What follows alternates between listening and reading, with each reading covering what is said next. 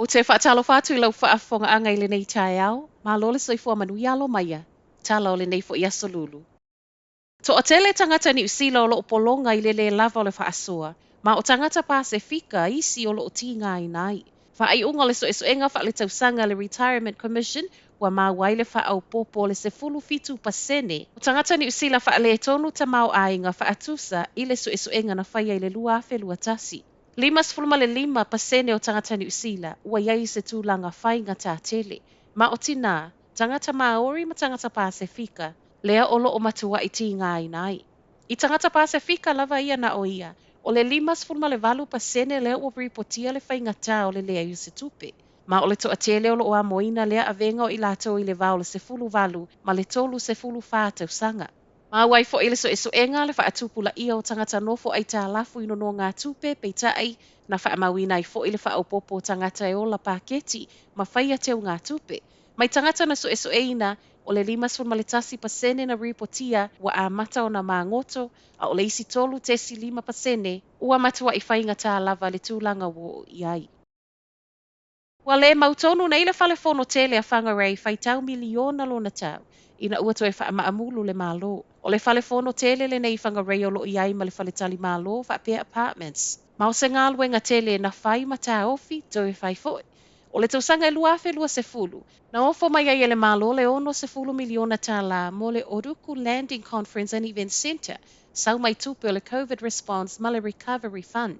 Sa waile masi no mati o le tausanga nei whai mai le council a whangarei. Na te ofo ina mai le silia ma le se fulu tasi miliona mo le ngā luenga.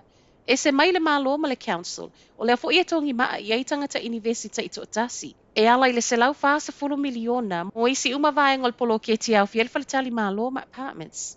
Peitai I nei fuafuanga uma, wha te ia I le whai mai o le minista o tupe Grant Robertson ananafi.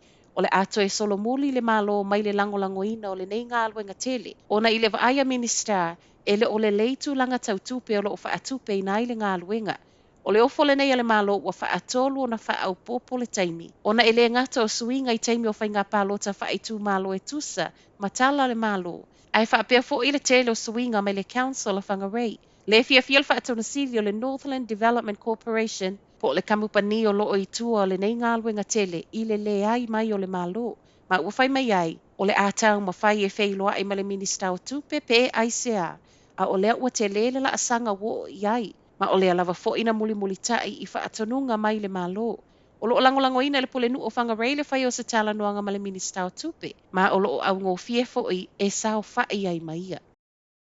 Pe ena le tama wa molia I le ave whaamalosi ma whasi o tia le tina whaatau whale kalai estete I a Yan Feibau, molianga whaasanga I a te ia. O le aso na nafi na whaau popo ai molianga o le whasi o ti tangata. I le tama 5 tau sanga ma ilona toe tu la I luma le whaamisinonga na nafi na ia te ena I molianga umai lua.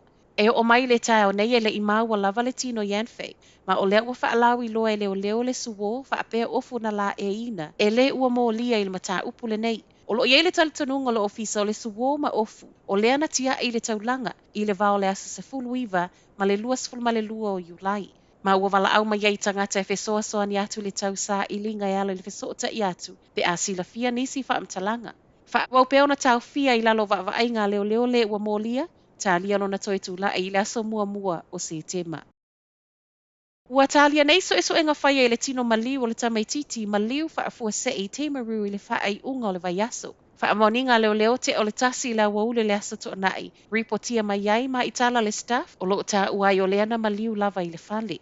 A matanga o le vaiaso na whai mai ai ripotia le ofisa. E le o ilo tonu le mafua anga wa umailo na ola. Ma o lo o wha wau pea so enga, whaapea tala noanga. Ma ile kainga ora na nafi, o se whaanoanoanga le maliu whaafua se I o le alo I se tasi o whale o le malo I Timaru, ma o lo o ngā lulu e pia nei ma le ainga o le tamaititi I le nei taimi whaingatā. Ma tala whaaiu, a o whai mai le malo wa ave e sea umasa o le COVID a New Zealand, e le o nofo le iai le uni. O le asa nafi le ana amatalo ia mai le swinga le nei mai le fono tanga le kapeneta I le afiafio le asa ngafua. Lea ua leto e mo o miai se whaanofo e sea, whaapele whai a ufi fofonga. Te tae whai mai le United Union, o se whaaiunga o lona winga. O le a fosi ai lava le alu o le isi tangata ngalue e whai ngā aluenga a o la e mai. Ona o le le ai o ni aso mai. Whaali ai fo e tamaita e whaapitoa. Dr. Susie Wiles, lona whaanua noa tele le whaaiunga le malo. Ona o se whaaiunga e toe ti ngā ina i lava le atunu.